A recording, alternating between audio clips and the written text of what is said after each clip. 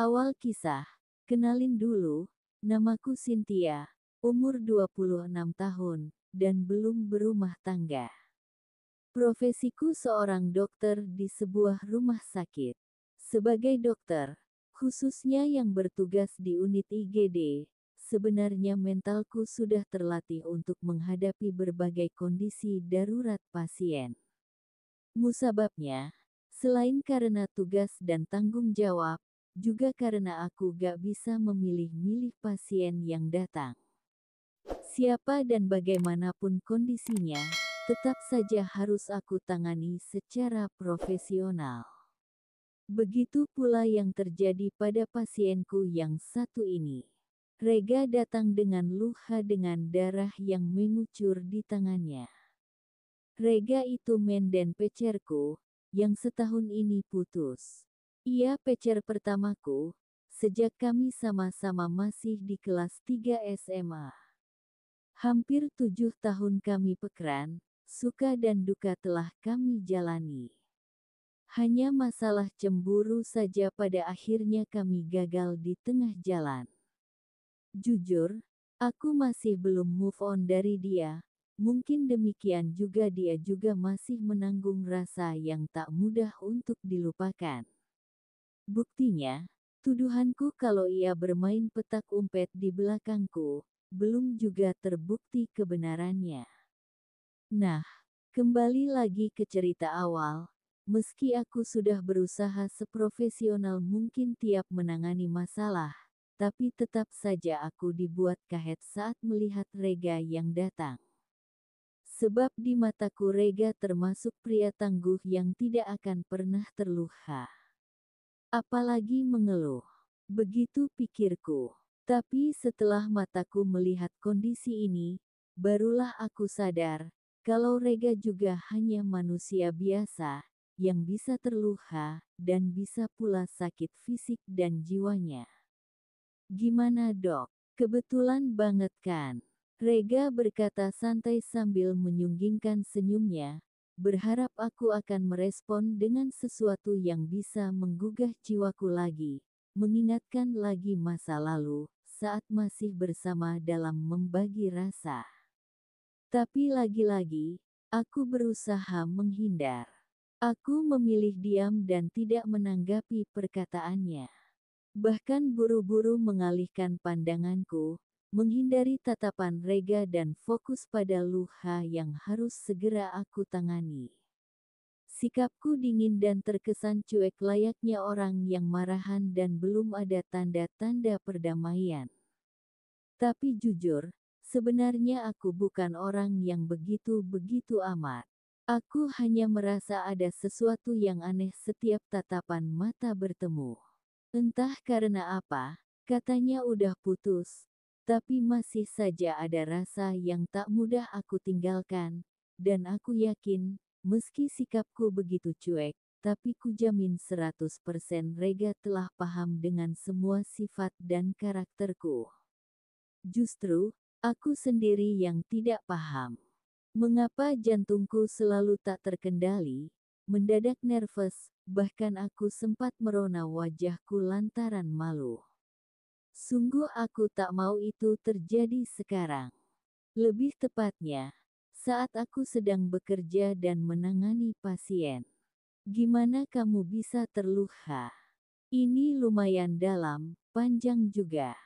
Perlu dijahit, mungkin butuh 3-4 jahitan, kataku setelah selesai memeriksa lukanya. Gak sengaja terkena pecahan kaca. Kejadiannya lumayan cepat, saya gak sadar dan, yah, tiba-tiba udah begini, jelas Rega dengan cukup santai. Aku tambah heran, bagaimana bisa sesantai itu, sementara ia tengah menahan rasa sakit lantaran luka yang cukup serius. Ini orang apa bukan sih? Kata batinku. Baiklah, kita bersihin dulu darahnya, setelah itu kita jahit. Gak ada alergi obat kan? Tanyaku sembari masih fokus pada luka di tangannya. Tapi kepalaku mendadak berisik, sibuk bertanya dan menerka banyak hal. Ini luka apa sih sampai begini? Tapi kenapa ekspresinya santai banget kayak abis kena goresan kecil aja? Batinku. Saya pasrah saja pada dokter. Lakukan saja apa yang perlu. Rega masih bicara dengan nada bercanda dan senyum yang tak pernah hilang dari wajahnya. Bahkan saat tanganku mulai bergerak membersihkan darah, Rega masih mempertahankan senyumnya, nyaris tidak merintih kesakitan sedikit pun. Emang kamu gak ngerasa sakit? Tanyaku akhirnya. Gelagat Rega memang terlihat aneh sejak tadi. Dilihat dari lukanya yang dalam, misinya dia merintih saat aku membersihkan lukanya. Bahkan saat diguyur antiseptik pun, Rega masih nyengir. Aneh. Aku merasa ada yang tidak beres. Tapi ekspresi Rega begitu cepat berubah, jeritan lebay lolos dari bibirnya. Aw, aduh, pelan dok, sakit banget, sumpah. Seru Rega. Sakit, kataku. Dari tadi kemana saja? Lupa gimana rasanya sakit. Kok baru teriak sekarang? Telat banget, sindirku, nyaris kehilangan kesabaran. Jangan sampai pria ini cuma main-main saja di sini. Dokter gak tahu, saya nahan ini sejak tadi. Takut dikira gak gentel, elak Rega. Lukamu ini dalam. Teriak sakit juga wajar, kecuali kalau kamu baal, gak bisa rasain sakit. Sakit kok. Serius, katanya mulai terdengar serius. Hening memenuhi ruangan. Tidak ada yang bicara lagi. Aku kembali sibuk menyiapkan jarum jahit setelah menyuntik Rega dengan bius.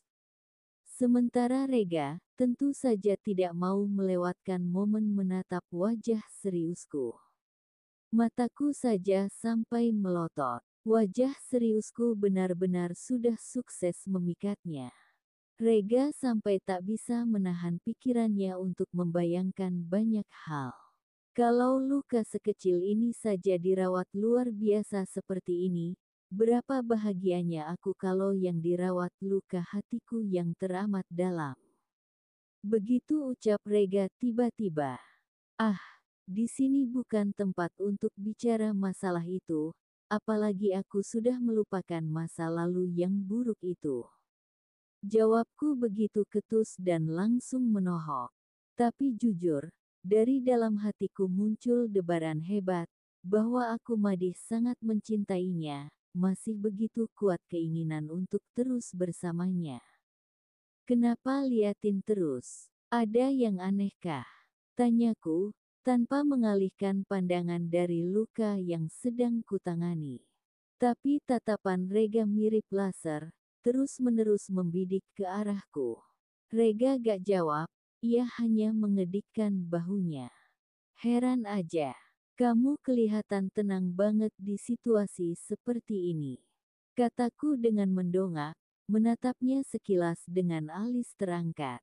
Situasi apa sih? Aku nggak paham. Kata Rega sambil menghela napas panjang sebelum ia mendekatkan tubuhnya sedikit, dan memangkas jarak di antara kami. Kamu hebat Sin, bukan saja tenang saat menghadapi pasien, tapi tenang pula saat menghadapi peperangan batin ini. Ucapnya tiba-tiba. Aku terdiam sejenak, tak tahu harus menjawab apa. Sebab aku juga tak tahu apakah ini pujian atau apa. Rega menilaiku tenang, padahal aku merasakan terjadi pergolakan luar biasa dalam hatiku. Jadi maksudnya gimana nih? Kan udah aku bilang, aku gak ada waktu untuk bicara yang lain, atau aku tinggalkan tempat ini. Jawabku sok ketus lagi. Wajahku mulai terasa memanas memikirkan pasien yang satu ini. Fokus aja sama tangan kamu, jawabku, berusaha terdengar tegas meskipun ada nada gemetar yang tak sengaja lolos. Rega malah tertawa kecil. Suaranya berat tapi hangat. Aku gak harus fokus ke tanganku dokter, sebab semuanya sudah aku serahkan kepadamu. Jangankan cuma tangan, tubuh ini akan aku serahkan jika kamu yang minta. Petik 2. Aku berusaha tidak mendengarkan kata-katanya. Aku melanjutkan pekerjaanku lagi, berusaha mengabaikan tatapan matanya yang terus menempel padaku. Tapi akhirnya aku menyerah. Tiba-tiba mataku mengembun, dan menetes di dada pria itu. Aku datang ke sini karena untukmu, biarlah luka ini sebagai pengantar luka hatiku. Aku hanya ingin mengatakan, kalau tuduhanmu dulu itu tak sedikit pun menghilangkan kasih sayangku. Buktinya, sampai detik ini aku tetap Rega yang dulu, tak pernah berpindah hati selain kamu. Oh, jadi kamu sengaja datang cuma buat itu, ya. Memang pria bodoh mana yang melukai tangannya demi bisa bertemu orang yang katanya menarik itu. Akulah pria bodoh itu. Jawabnya enteng. Kalau gitu, saya pastikan setelah ini kamu gak punya alasan lagi buat datang ke sini, kataku sok begitu tegas. Tapi Rega malah terkekeh pelan, kemudian berani mengecup keningku. Dokter Cynthia emang berdedikasi, tapi jujur, ketemu kamu itu hal yang telah lama aku pikirkan. Katanya lagi sembari kini telah menarik mukaku dan dibawanya ke dalam pelukan hangatnya. Aku berusaha menarik diri, tetapi rasa kangen telah mengalahkan logikaku. Dengan menahan tangan satunya, Rega terus berusaha meluapkan rasa rindunya, sampai tak terelakkan, saat indah seperti waktu pacaran dulu terulang kembali. Sampai beberapa saat lamanya kami saling melefas, sebelum perawat masuk ke ruang IGD. Ini adalah pertemuan pertamaku dengan Rega, yang penuh drama mengharuskan biru. Rega akhirnya minta untuk dirawat inap, dan tentu aku setujui permintaannya. Sungguh aku tak bisa menolaknya, karena kami memang masih butuh kelanjutan dari pemanasan yang barusan kami lakukan. Begitu aku bawa ke ruang rawat inap, Rega pilih ruang yang VIP. Tentu aku paham akan maksudnya, sebab kebiasaan kami, selalu tak cukup hanya sekedar pemanasan, melainkan harus tuntas sampai pertandingan, apalagi setahun belakangan kami emang sama-sama vakum. Tentu, sebagai dokter aku bisa ngecek pasien. Tapi tiap kali ngecek, bukan saja meriksa lukanya, melainkan meriksa yang lainnya. Dan itu yang paling aku suka. Ternyata Rega emang tak berubah, masih sama dengan 7 tahun saat kami bersama. Kesukaan, gaya, dan caranya pun belum berubah. Dan itulah yang bikin hatiku sulit banget melupakannya. Sayang, kamu bukan saja bisa nyembuhin luka di tanganku, tapi sempurna bisa nyembuhin luka di hatiku. Ucap Rega setelah kami berhasil melakukan misi utama di ruang rawat inap VIP ini. Semoga Rega segera bisa membuktikan janjinya, bahwa sebentar lagi ia akan melamarku, dan bisa mengakhiri masa lajang dengan sempurna. Sekian dan terima kasih.